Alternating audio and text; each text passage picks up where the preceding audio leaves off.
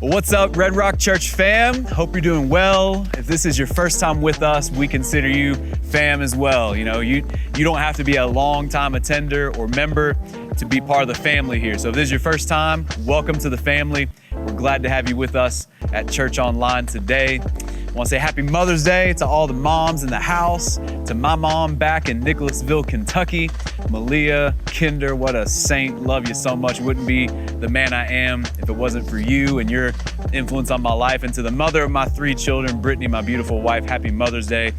Watching you raise our kids and parent them and guide them and lead them to Jesus and getting to do that with you is one of the greatest joys of my life. So I'm so grateful for you. Happy Mother's Day to you. Church, if you haven't made a big deal about your mom today, you still got time. Let's celebrate the mothers in our life and let's celebrate them big. I know that for many of you, Mother's Day is a time of pain though. So I want to recognize that there are many of you who maybe want to become mothers and for whatever reason have been unable to, or maybe this is one of the first years that you don't have your mother with you because she's recently passed away. I know that a day like this can bring up pain, and so just know that if that's you, and today is a difficult day for you, that we stand with you, we're praying for you, we got your back, and if there's anything we can do for you, please let us know. We love you and we support you. I want to give you a couple of exciting things and then a little sneak peek as to where we're going today and for this upcoming message series. First, I want to celebrate something that because of your generosity, because the incredible generosity of the people of Red Rock during COVID-19, we got to do some incredible things this week. We got to give some big donations to some local organizations here in our community that are on the front lines of making a difference and meeting needs. We got to write a $5,000 check to the Springs Rescue Mission that fights homeless and poverty and addiction. We got to give a $5,000 check to Care and Share that helps fight food insecurity issues here in our community. And that's all because of your generosity. And in addition to that, we've been able to serve 20 families here in our community who've been having food issues or financial needs. And so, man, your generosity during this time is making a huge difference. And so I want to thank you for that. That's incredible. That's the church being the church. And so if you're not currently giving and you want to partner with us in that, you can jump in on the fund, go to redrockchurch.org/give. And we would love to have you partner with us in that. I also want to point you to something that we've been doing for these past couple weeks on Thursday nights. All right, we normally have just been doing our thing, Church Online, on Sundays, but we started up something these past couple weeks called Thursday Night Live. It's a chance for you to just join me in my backyard. Ain't nothing fancy. It's just me and my iPhone, and we get together and we talk about all kinds of stuff, all right? This past week, we talked about tattoos. The week before that, we talked about other kinds of fun stuff, had some fun with a blue Solo cup, all kinds of good stuff. But it's just a good chance for you to hop on there and meet other people that are going to Red Rock and to get to know me a little bit better, for me to get to know you a little bit better. And it's just been a ton of fun. So join us for Thursday Night Live. It's Thursday nights at 7 o'clock. Hop on our Facebook page or our Instagram page, and you can jump in on the fun with us for that. Now, today, we are going to kick off a brand new series that's going to last at least 3, maybe 4 or 5. I'm not really sure how long it's going to go, as long as we decide it's going to go. But it's a series that's called A Church the World Needs. All right, A Church the World Needs. And what we're going to do in this is we're going to begin to pivot. Okay? I know we've been in this kind of crisis management mode. All of us have been during coronavirus. COVID-19 it seems like it's changed everything, right? It seems like nothing about our world is ever going to be the same again. And we've been in this crisis mode. We've been trying to figure out what do our social interactions look like? What does it look like for our businesses to resume? What does it look like for church to resume? And it's just been total chaos. And so in this series, we're going to begin to pivot away from crisis management mode. Okay? Because I know while it seems like everything has changed, I want to remind you that actually not much has changed. All right? People are still people.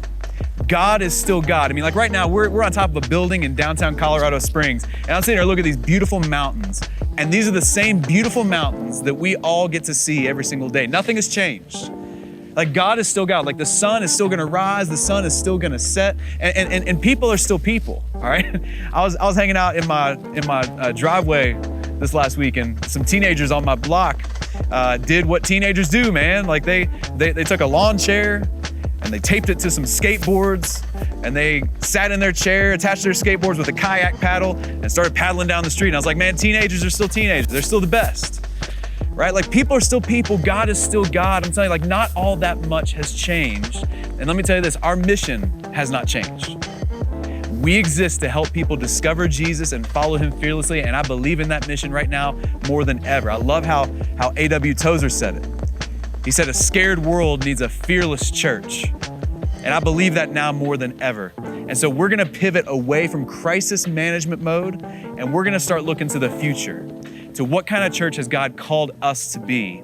And we're gonna start beginning to shape ourselves and push ourselves to become even more of a church that the world needs. And so that's what this whole series is about. I can't wait to jump into it with you here in a bit. But for right now, we're gonna worship, we're gonna stand and sing our gratitude to Jesus for all that he's done for us. So all across the city, let's stand up and let's sing to Jesus this morning. We're heaven's spun creations, his pride and adoration, treasures woven by his love. His careful hands, they hold us, safe within his promise of calling and of destiny. We're heaven's spun creations, his pride and adoration, treasures woven by his love. His careful hands, they hold us, safe within his promise of calling and of destiny. And I will sing of all you've done, and I'll remember how far you've carried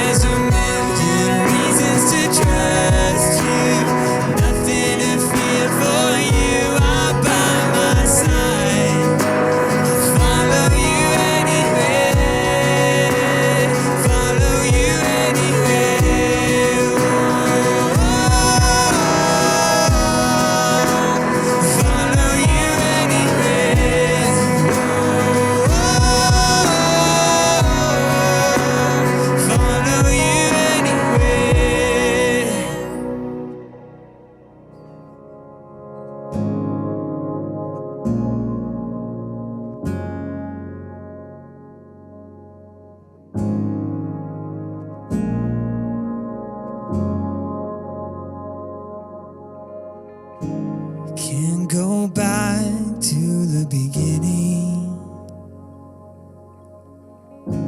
Can't control what tomorrow will bring. But I know here in the middle is the place where you promised to be.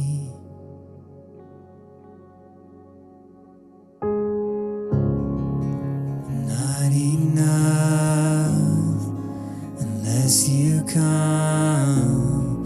Will you meet me here again? 'Cause all I want is all you are. Will you meet me here again?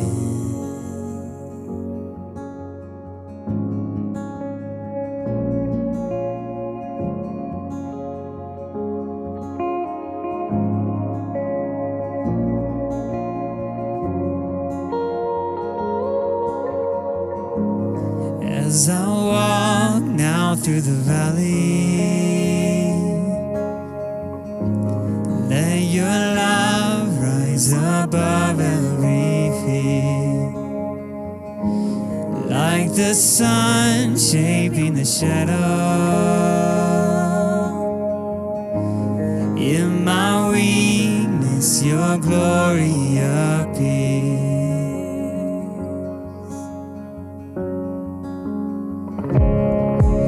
Not enough unless you come. Will you meet me here again? 'Cause all I want is all you are. Will you meet me here again? Not enough unless you come. Will you meet me here again? 'Cause all I want is all you are. Will you meet me here again?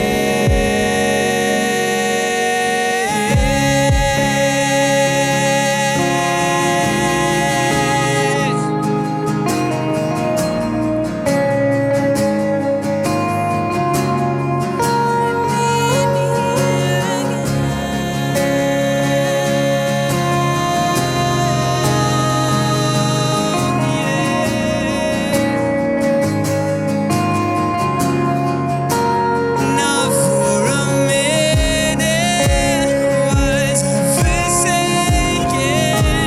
The Lord is in this place. The Lord is in this place. Come, Holy Spirit, dry bones awaken. The Lord is in this place. The Lord is in this place. Not for a minute was I forsaken. The Lord is in this place. The Lord is in this place.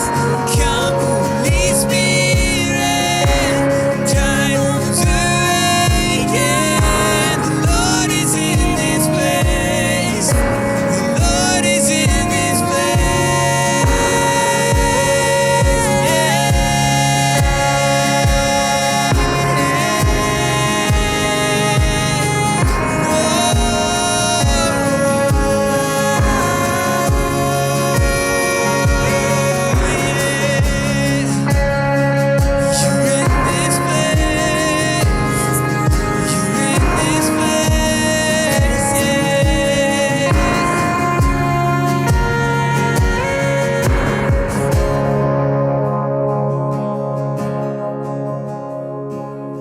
I want to read a passage to you from 2 Corinthians chapter 12, verses 7 through 10. And the Apostle Paul writes these words to a church in a city called Corinth. Now, if you're unfamiliar with the Apostle Paul, he was kind of the GOAT I mean, he was like the greatest missionary of all time. He's a legend. He had every reason to be a proud and honestly even kind of arrogant person. His resume was just incredible. I mean, very similar to like Michael Jordan, right? We're talking about the GOAT, and some of you are watching that documentary that I'm all in on right now, The Last Dance. And I mean, you see MJ was a very confident, very arrogant at times guy, but he had reason to be, right? I mean, because his resume was incredible, and that's like Paul. Paul's resume was unbelievable. I mean, he was like one of the most intelligent people that have ever been a part of the movement of Jesus followers. He started churches all across the known world. He led hundreds of people to Jesus, and he himself had a miraculous conversion story of when he started following Jesus. I mean, this guy had every reason to be confident, every reason to be arrogant even, but God did something in his life to keep him from being that confident, to keep him from getting all puffed up and proud. And so here's what Paul writes in 2 Corinthians chapter 12. He writes this, he says, "So to keep me from becoming proud, I was given a thorn in my flesh, a messenger from Satan to torment me and keep me from becoming proud." So Paul says that he was given this thorn in his flesh. And now people have speculated as to what this thorn, what this weakness was for thousands of years, right? And no one really knows, but the church in Corinth that he's writing to would have known. Because see, this is a church that he started and that he had visited before. And so this was sort of a nickname that he had given to his weakness. Whatever it was something that he was so familiar with that he decided to give it a nickname of this thorn in his flesh. And he says it was a weakness, right? And now maybe you're like me, but like when I hear that, when I read that, I think, dude, you were given just one? You were given just the one weakness, the one thorn in your flesh? I've got like multiple thorns in my flesh. I got multiple weaknesses. I'm sure you feel the same way. Like you and I, we're a bunch of walking, talking, thorny, prickly cacti, right? Cacti is my favorite plural of all the plant plurals. Are there other plant plurals? I don't know, but we've got multiple thorns. We got multiple weaknesses, right? And Paul says, I've been given the one, and the purpose is to keep me from becoming proud. Now here's the question though about your weaknesses, about my weaknesses, and about Paul's weaknesses. The question is, what does God think about our weaknesses? What does God think about the fact that we've got these thorns in our side? What's his view of, or his perspective of our weaknesses? And maybe if you're new with us, or maybe if you're unfamiliar with the passages that I'm about to read, you might think that God feels some type of way about your weaknesses. I mean, maybe you think that God wants you to ignore your weaknesses, ignore those thorns in your flesh, and just act like they aren't there. I mean, maybe you think that God would want you to hide your weaknesses, to hide your flaws. You know, because Christians are kind of like brand ambassadors for Jesus. And so maybe you think that like Jesus doesn't want you ruining the brand. So hide your weaknesses. Do whatever you can to stuff them down and keep them away from the public eye. Maybe you think that God just wants you to have enough faith and to kind of pray those weaknesses away. And I'm sure you think at least God for sure wants you to muster up the willpower and the courage to overcome those weaknesses, right? Now, all those things that you would think that God would believe about your weaknesses, you would actually be wrong. And Paul's going to unpack God's perspective on our weaknesses in this next verse. Look what he says in verses 8 and 9. He says, 3 different times, I begged the Lord to take it away, to take this weakness away. And each time he said, my grace is all you need. My power works best in weakness. That 3 times Paul asked God, please take this away from me. And maybe you can relate to that, right? Like whatever your issue is, maybe you've asked God to take it away from you. You know, maybe you've got an issue with comparison. Like every time you get on Instagram, every time you get on Facebook, you're just always comparing to other people, and you just always feel so insecure or inferior. Or maybe you compare to other people and you feel the opposite. You feel superior. And you've got a comparison issue, and you've prayed for God to take that away from you. And it just seems to always lurk in the background. Maybe it's an addiction that you've never been able to overcome. And you've prayed for God to give you the willpower to say no. You've prayed for God to just take that away from you. And the temptation is always there. Like for me, one of my weaknesses, one of the thorns, one of my many thorns in this cactus is that at times I struggle with bouts of depression. That there are mornings that I wake up and I just don't feel right. There are times that like what should give me joy doesn't give me joy. What should make me sad doesn't make me sad. And it's just, I feel nothing. And there are times that I've prayed, God, would you please take that away from me? I just don't want to deal with that. Like I'm trying to serve people and to be a pastor and to be a good husband and a good father. I don't want to have to deal with depression. God, would you take this away from me? See, maybe you can relate to Paul. 3 times he begged God to take it away from him. And each time God responded and said, no. You don't need me to fix you right now. What you need is to understand that my grace is all you need. All you need is not for me to heal you, not for me to fix you. What you need to know is that I love you in spite of your weaknesses. My grace, my undeserved favor, my undeserved love that I give to you in spite of all of your issues, that's all you need. And then he takes it a step further and he says, my power works best in weakness. You see, Paul knew this. Paul had already discovered this secret in all of his many churches that he started and people he led to Jesus and people he served. He knew that our weaknesses are not to be ignored. They're not to be prayed away. They're not to be hidden. They're not to be stuffed down. Our weaknesses are actually tools, that the power of God works best, not in strength, but in weakness. And Paul had figured this out because look what he says in just the next couple verses 9 and 10. He says this. He says, so now I'm glad to boast about my weaknesses so that the power of Christ can work through me. He boasts about his weaknesses. He says that's why I take great pleasure in my weaknesses and in the insults, the hardships, the persecutions, and the troubles that I suffer for Christ. For when I am weak, then I am strong. Hold up, Paul. All right. We got to hold up here because Paul's talking crazy. He says, when I am weak, then I am strong. Like that's not how our world works, Paul. Like when I read this, I think to myself, like, Paul, strong people are strong. Weak people are weak. And Paul saying, no. When I'm weak, then I'm strong. And I'm telling you, but this is just not how our world usually works, is it? Like our world operates off of strong people being strong and leading the way. Weak people kind of get stuffed to the back.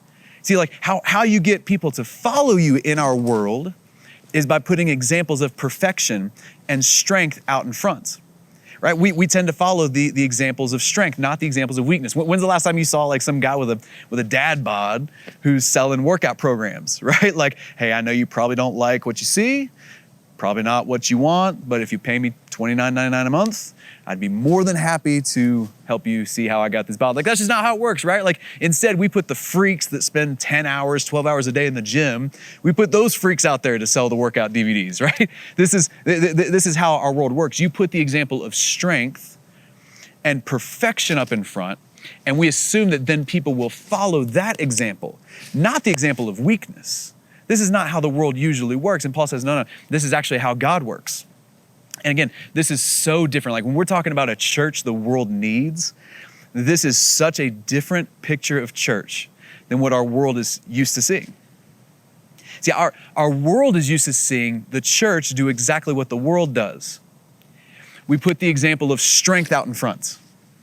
We put the example of perfection. We put the most, faith-filled, seemingly godly person that seems to know God the most and to do the Christian life the best. We put them up in front and let them talk all the time, right? And we think that everyone will follow that example of strength and perfection, right? And then we all come to church, mostly, and we wear our Sunday best, right? And when someone asks you how you're doing, you say, oh, I'm fine, I'm blessed, I'm highly favored, right? We use all this crazy, weird terminology to tell everyone that we're good, and we all try to, we dress our kids right, and we act the part on Sundays because we want people to see an example of strength and perfection, because this is how the world works. If you want someone to follow you, you put the strong example, the example of perfection, out in front. But here's the problem, right?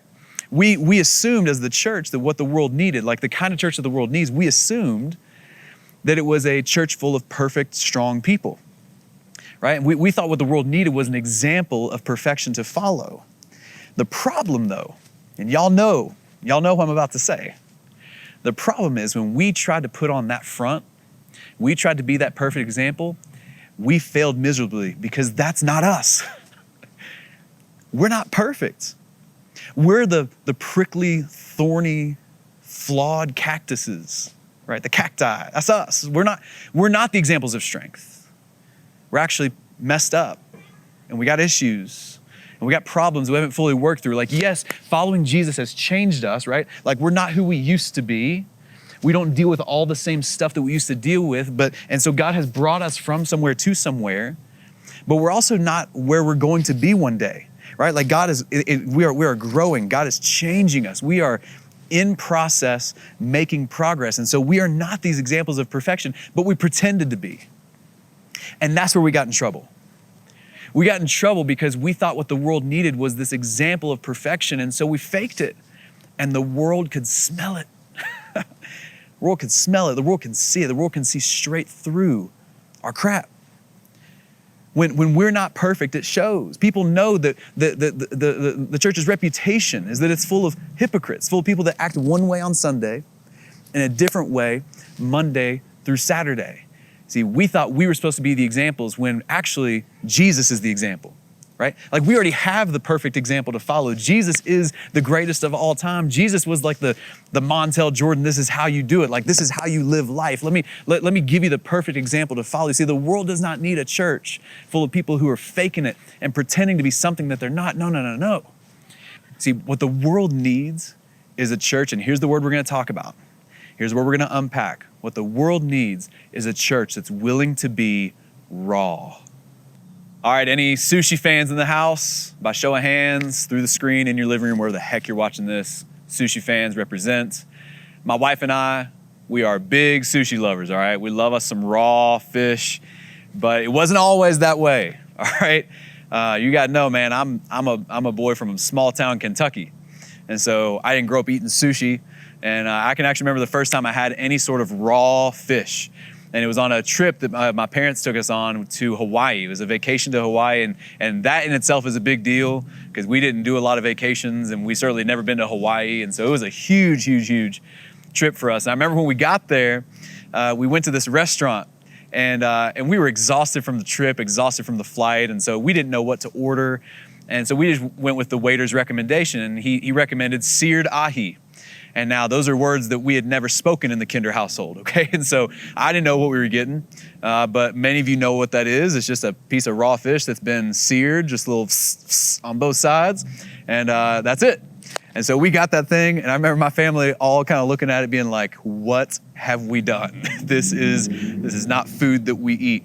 But over the years, my wife and I have just gotten more and more into sushi, and I know like sushi's there's a wide range. So when you say you like sushi, you may not be saying that you like raw fish, right? Because you got some sushi that's like fried like chicken, and you got the tempura all over it. But for me, I like it as raw as you can possibly get it. I just love that taste, that unedited, unfiltered, nothing on it, just raw fish, because it's not been messed with, right? And that's kind of what we're talking about when we say the word raw, is that raw is not dressing anything up. Raw is unfiltered.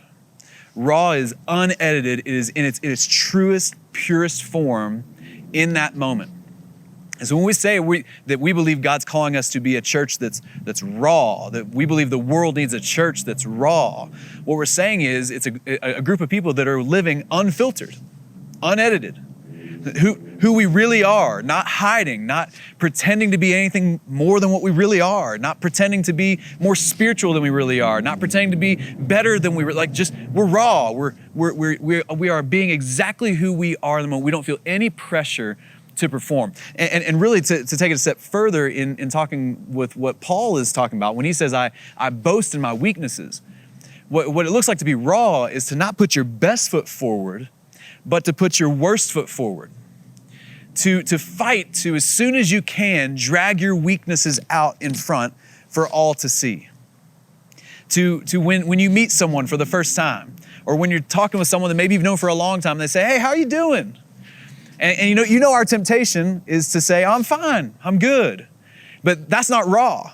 Because the truth is we're not all doing great all the time. We're not always fine. I remember just a conversation I had at Red Rock back when we were doing church in person, which was just a couple months ago. It feels like a year ago.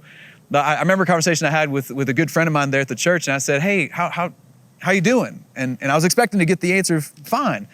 And he actually said, Petey, I'm actually not doing very well this week, but thanks for asking.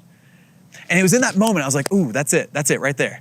That's raw. He was raw, he was unfiltered, unedited, and that led to a beautiful conversation where we got to dig deep into what's really going on in his life. We got to pray together, and it was beautiful, and it was raw. It was unedited. It was unfiltered. It was pure. It was how he's really doing. It was honest. And that's what we're trying to get after. It's raw. And you see, raw is such a beautiful thing, and it's such a powerful thing. It's the church that our world needs right now. See, the world does not need another church to pretend.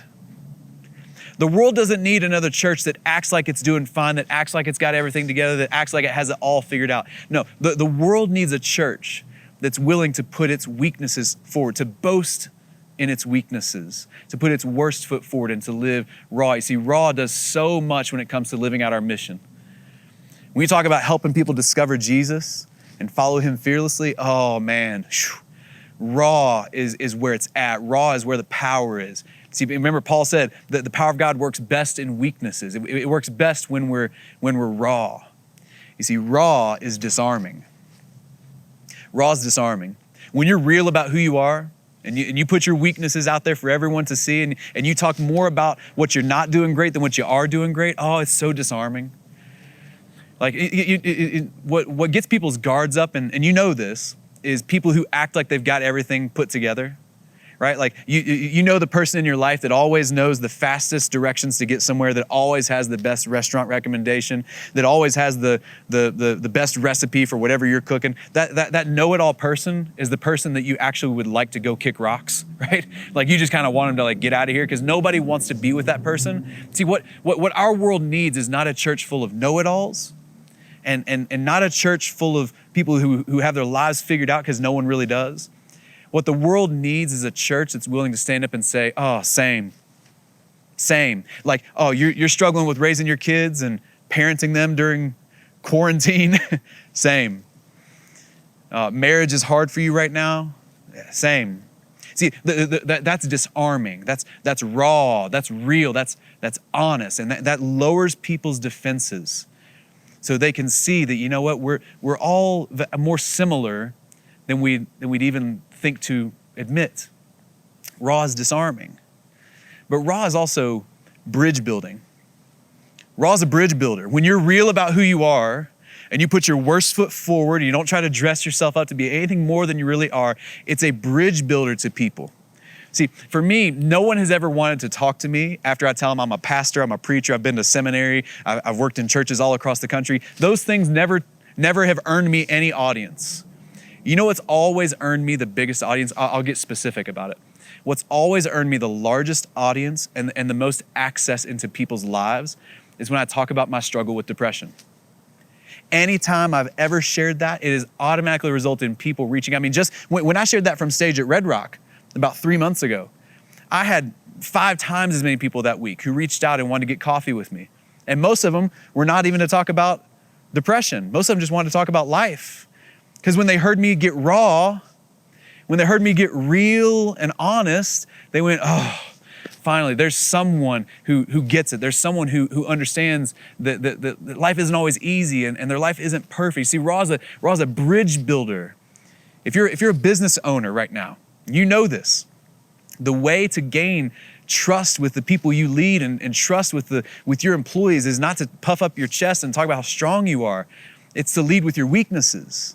It's a bridge builder. Raw is a bridge builder. I'm telling you, this is the kind of church that our world needs. And if we'll start leading with our worst foot forward instead of our best foot forward, start being honest and transparent and vulnerable with who we are, we will see the power of God at work like never before. But I'm telling you, it's not just for other people. It's not just for other people. Because raw is not just about seeing the power of God work best in others. Raw is seeing the power of God work best in you. That when you'll get raw, you'll start to see that raw is so liberating. Oh my gosh, it's so liberating.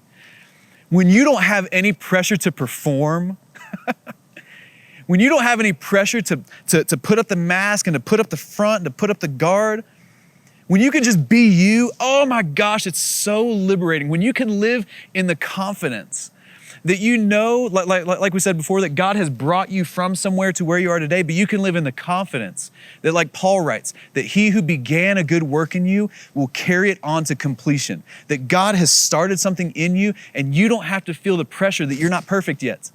You can just be you and trust that God is going to grow you. He's going to mature you. You're in process making progress. See, it's just so liberating to be who you are, to just be you, to just be raw. I can remember when I was going through the interview process here at Red Rock, when I was meeting the elders for the first time, when I was meeting with some volunteers and staff and the search team for your all's search for the next lead pastor just last year. I can remember there was a conversation that my wife and I had during that, and we just made this commitment to each other that through this process, we were not gonna be fake in any way. We weren't gonna dress ourselves up to be better than we really are. We were just gonna be honest. We were gonna be raw. And we were just putting our trust in God to say, God, if you want this to happen, we're gonna be us to our truest form, our rawest version of ourselves. And we're gonna trust that if you want us to be there, that you'll make it happen, that you'll make a way. And I can remember during one of the interviews, I said something that looking back, I still can't believe I actually said it. It was one of those moments where you're like, what are you doing? But I'm so glad I did. There's a moment when the search team asked me about like hobbies and things that I like to do. And I just blurted out that one of the things that my wife and I like to do is we like to watch the show The Bachelor or The Bachelorette. And immediately when I said it, I was like, oh God, what have you done, Petey? Why would you say that to a team of people searching for their next lead pastor? I'm sure when they had their list of like things that they want out of their lead pastor, watching The Bachelor and The Bachelorette was probably not on that list. Like I probably just disqualified myself from this whole thing. But you know what? I got off that call and I didn't care. I was completely at peace with it because you know what? It's true. I love that show. My wife and I think it's like one of the funniest shows out there. I think it's one of the best examples of comedy in our current culture. It is fantastic.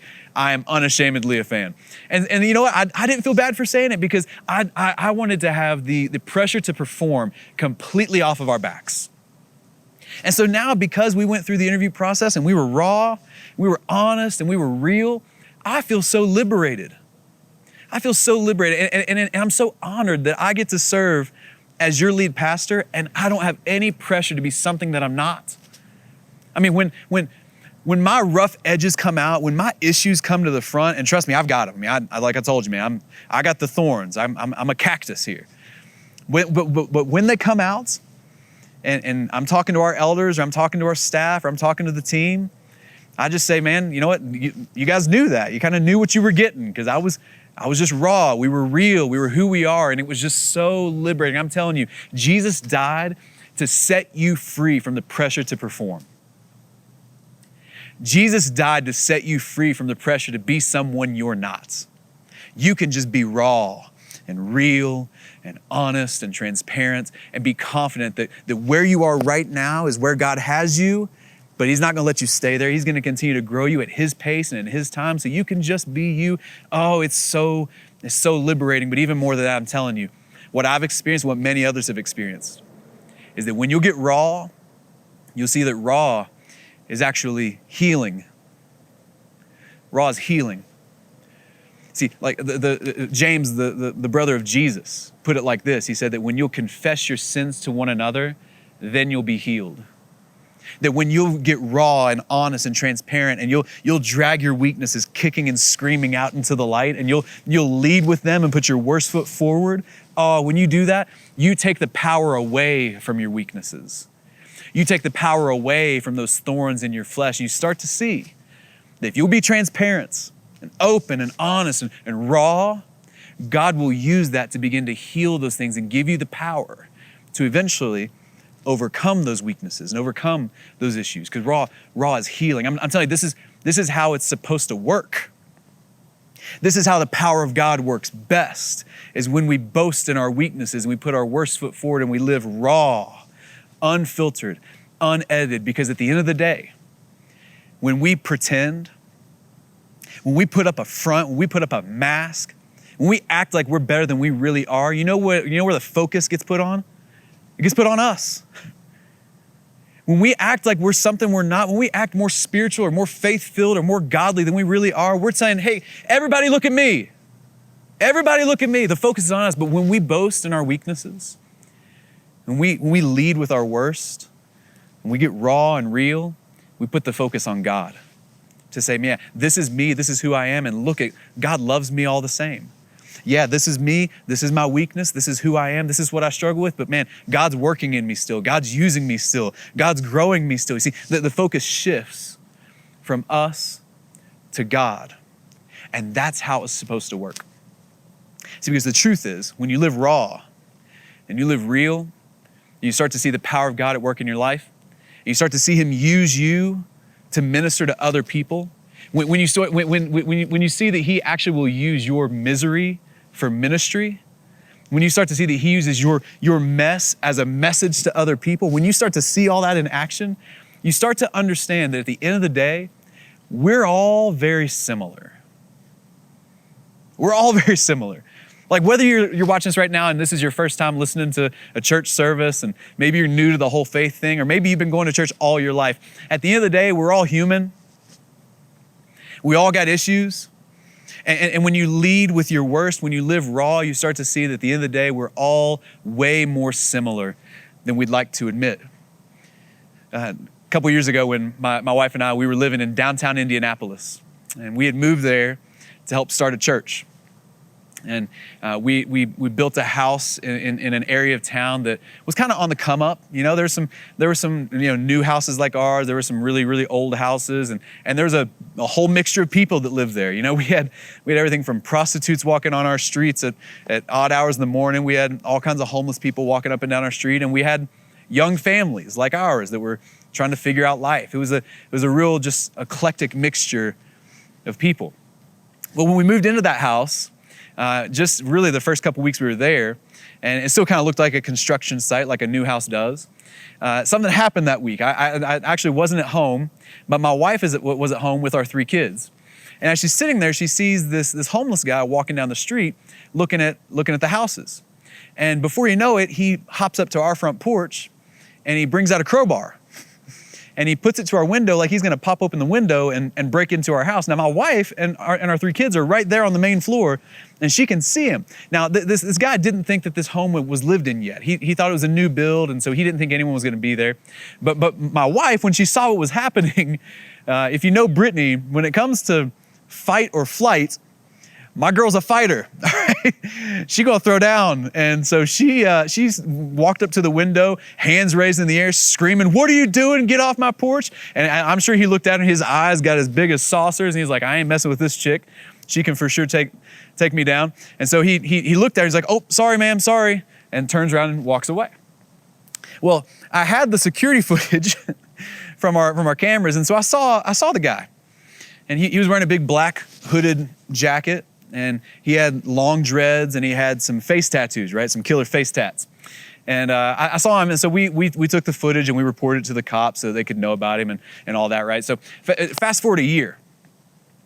And I'm sitting there, and we're in church together. It was a Sunday, and I happened to be on stage that day. I wasn't speaking that day, but I was kind of doing the announcements and that kind of stuff. And so I got up and I did my part. I gave the announcements. I welcomed the church. And then I got ready to come off stage and sit down next to my wife, who was there in the front row. And I sat next to her. I noticed there was a guy sitting just 1 seat away from her. And so it was my wife, an empty seat, and then a guy sitting next to her. And so I took that middle seat. And so I sat down, and I turned to my wife and said, "Hey, how are you today?" And she said, I'm doing good. Look at who you're sitting next to." I went, "Okay." I turn and look, and there's a guy with a big black hooded jacket and dreads and face tats. It was my man, the crowbar guy. He had showed up to church, and he was there, right next to me. The guy who tried to break into my house. And it was just this surreal moment where I'm sitting there just in awe. I mean, he doesn't know who we are. He doesn't know who my wife is. It was a year since that had happened. Who knows how many houses he had tried to break into since then? I mean, who knows, right?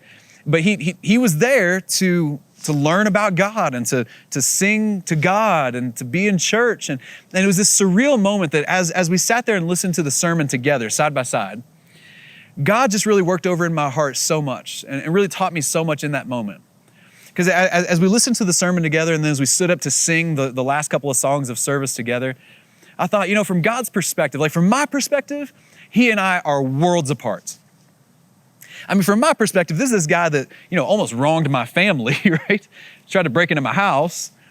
But from God's perspective, I feel like God was just convicting me in that moment that what God was seeing was really just two of his sons that he had created who were really not all that different. Two of his sons who were sitting in church and they're listening to a message and they're worshiping and they're singing their gratitude to God, and they're really not all that different. They've both got thorns. They've both got weaknesses. They both got issues. They're just a little different. But at the end of the day, they're really very, very similar. And I feel like God was pressing on me in that moment. Like, see, this guy that's next to you, yes, he tried to break into your house, but you've done stupid stuff too, Petey. I mean, all of us are like two decisions away from stupid, right? Like we've all made mistakes, and my mistakes may look a little different than his, but at the end of the day, we're both very similar. And then God started convicting me even more.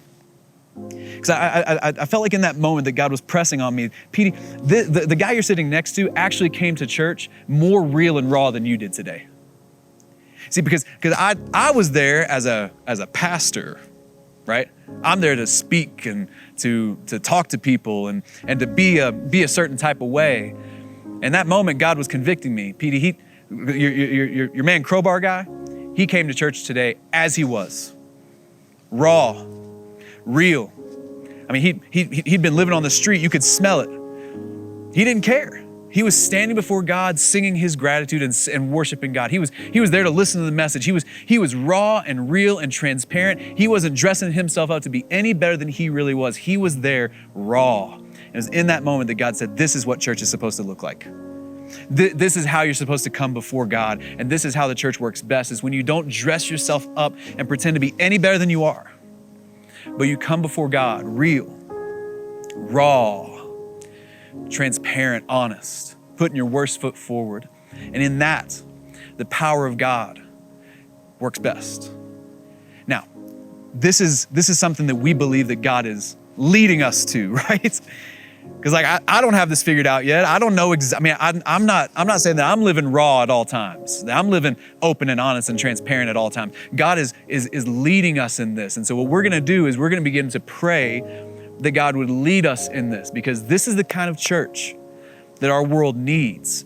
Our world needs a church that they can come in and not feel judged, not feel less than, or not as spiritual as the other people in the room. Our world needs a church full of raw people, because that's where the power of God works best. And so we're going to pray that God would begin leading us and growing us into that kind of church. And if you're here and you're listening to this and you're new, I'm praying that you continue to track with us in this series and continue to see what kind of church God is asking us to be, because I believe it's the kind of church that you want to be a part of.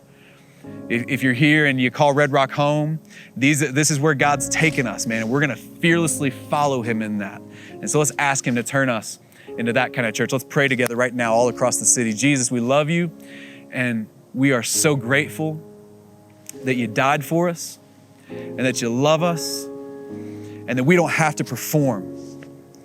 God, there's nothing we could do to ever lessen your love for us. There's nothing we could ever make you stop loving us. That no matter what happens, you'll always love us.